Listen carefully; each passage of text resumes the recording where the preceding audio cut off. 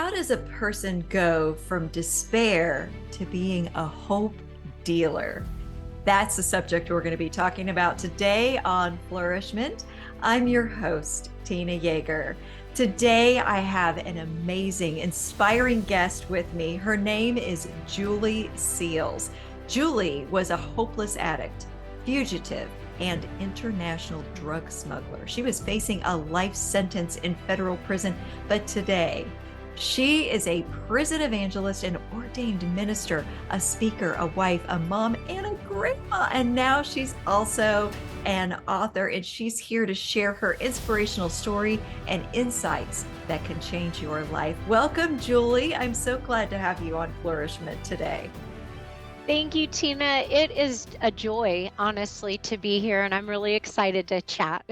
In this second portion of our conversation with the inspiring, amazing Julie Seals, we're going to dive into some practical ways that you can apply the things that she learned when she moved from a place of despair to becoming a hope dealer to your life.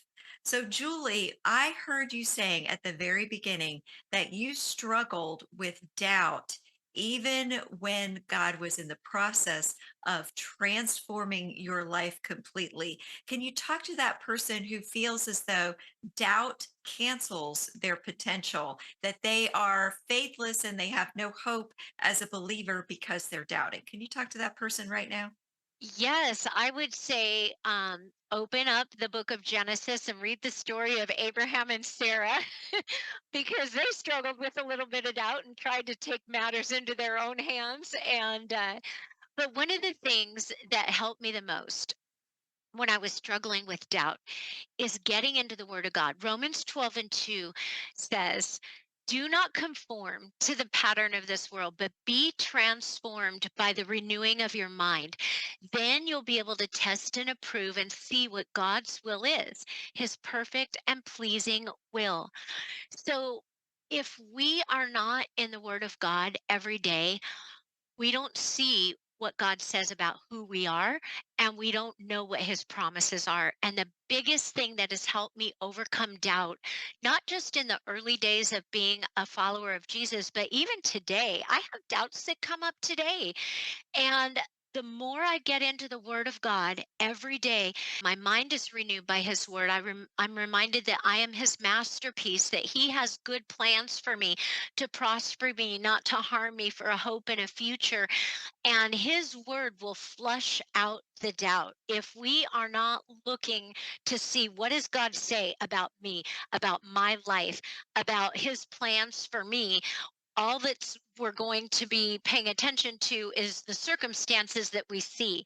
So I would say don't let what we see cause us to doubt what God said. Yes. And you even said that the things that you'd done before, the enemy, Satan, was trying to really attack you with that shame from where you'd been. So Yeah. that you have to watch for that too, right?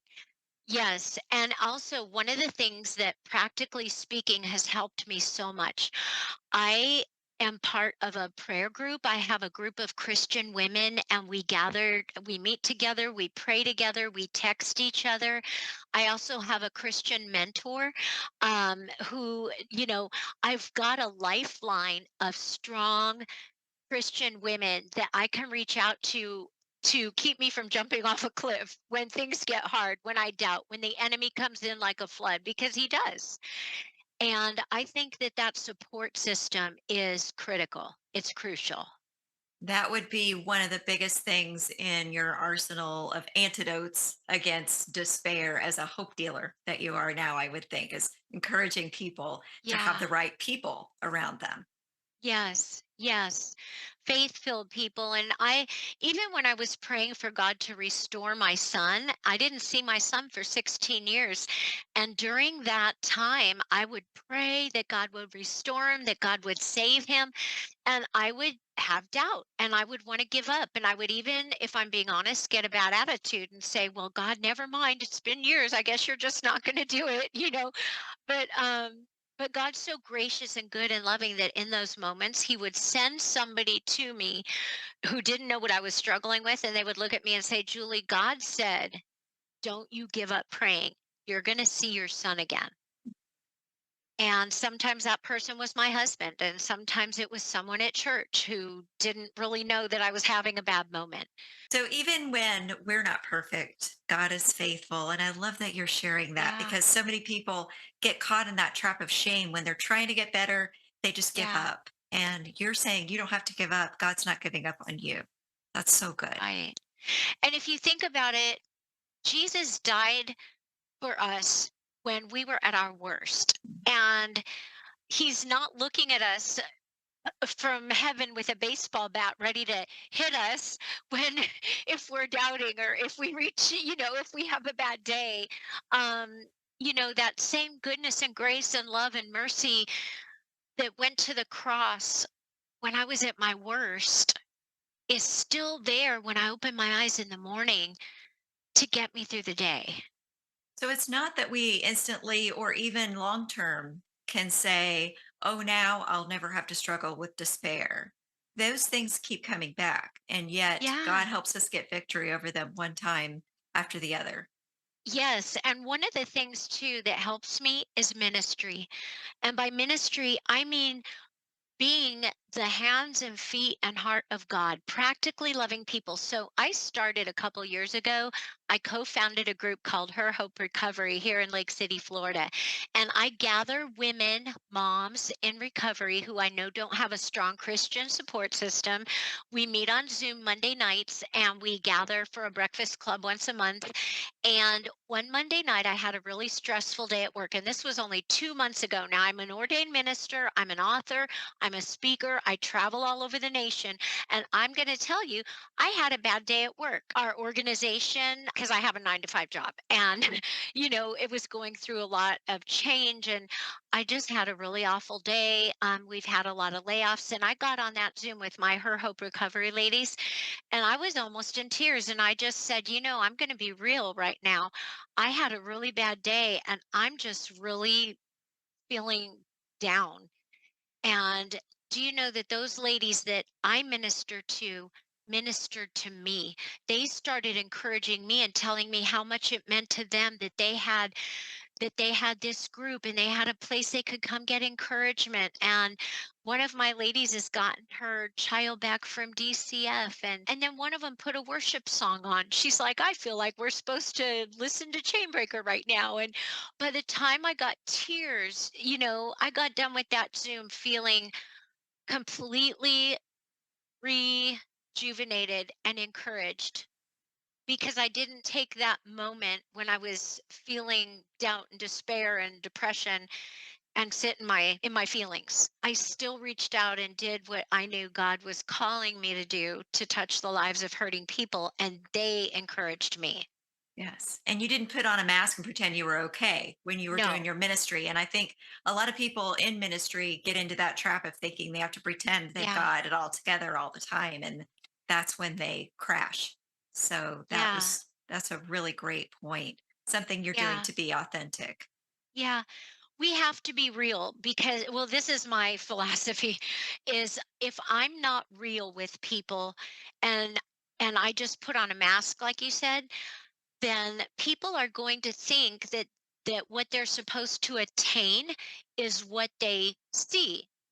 And that's not realistic if I'm pretending that everything's always perfect and that I never have problems or experience feelings of doubt or despair. That's so good. I'm really glad that you are showing up in a place where people need it the most and Mhm. helping them learn how to overcome despair and do it in an authentic way. Are there any other specific tips to that person who is experiencing despair right now that they can use to help them get their head above water and find hope? Go to my website and read my story. And there's a video on there of my testimony. I have had people tell me they found my website and watched the video and were so encouraged. And they send me messages crying because I share my testimony. And, sometimes when we are in this place of despair, to hear someone else's story of going from a place of despair to a place where God has rescued and redeemed everything and restored the years the locusts have eaten. It kind of empowers you. It makes you think, you know what? Okay, God, if you did it for her, you can do it for me. And Proverbs 3, 5, and 6 says, Trust in the Lord with all your heart and do not lean on your own understanding. In other words, trust God and don't look at what you can see with with your natural eyes, because God's love for you and the hope for your future and the purpose for your life is not tied to what you see in the circumstances around you. God is working in the middle of those circumstances, but if your circumstances are ugly, if they're hard, it doesn't mean that God's not at work bringing about a miracle. In fact, He does His greatest miracles in the worst situations. Remember that and reach out and meet regularly with people. Yeah. Any final tips to give the listeners today, Julie, as we close? Just never give up your hope. Never give up your hope. I know that we live in a time and a place where, honestly, there's a lot of hard things happening in our world today. But I will say this: Acts 17, 25, and 26 talks about how God put you and I here in he planned the exact places where we should live. And he did this so that people would reach out and seek him and find him. And the you are alive today in this day and age on purpose for God's purpose. And you're his masterpiece. Ephesians 2 and 10 says that you're God's masterpiece, created in Christ Jesus to do the good things that he already pre-planned for you to do. And so just be encouraged today that you are created on purpose for a purpose, and it is good. Thank you so much, Julie. How could people stay in touch with you and get a copy of your book? So people can find me on Facebook at Julie Seals Ministries or on Instagram at Julie_Seals. And I also have a website, www.julieseals.com. And you can find my book on my website, or you can also find it on Amazon. Thank you, Julie. I hope that all of you listening and watching were inspired by Julie's story and by all that she had to say to lift you out of a place of despair if you're experiencing it. And whether or not you're in despair right now, you can follow her tips to become a dealer of hope too. And of course, I also hope that you hit subscribe and come back for the next episode of Flourishment.